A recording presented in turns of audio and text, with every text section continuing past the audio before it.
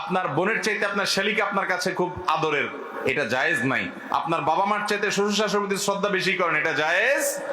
অনেক অমানুষ আছে বাপ মা চেনে না, শ্বশুর বাড়ির খুব বেশি কদর, আবার ভাই বোন চেনে না, শালা শালিকার কদর অনেক। এখন তো উল্টা ওয়াজ করা লাগে। শ্বশুর বাড়ি এটা আত্মীয়তার কত নম্বর শ্রেণীতে পড়ে জানেন? কেমনে? দ্বিতীয় নম্বর।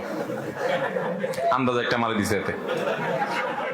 শ্বশুর বাড়ি এটা আত্মীয়তার সিরিয়ালে তৃতীয় নম্বর। আমি থার্ড ক্লাস বললাম না, তৃতীয় নম্বর। প্রথম শ্রেণীর আত্মীয় হলো বাপের দিককার আত্মীয়, বাপ, চাচা, দাদা, এরা ফুফু, এরা হলো প্রথম শ্রেণীর ভাই বোন, সন্তান সন্ততি, মা বাপ, ওনারা হলেন প্রথম শ্রেণীর আত্মীয়, অর্থাৎ যাদের প্রায়োরিটি সবচেয়ে বেশি। এরপরে হলো দ্বিতীয়, যারা আপনার সম্পদের ভাগ পাবে না কিন্তু আত্মীয়, রক্তের সম্পর্ক আছে। তারা কারা? মামা, নানা নানি, খালা, খালু না কিন্তু, খালু খালার স্বামী হিসাবে উনিও আত্মীয়, বাট ওটা আরো পরের, যেহেতু খালুর রক্ত আপনার শরীরে নাও থাকতে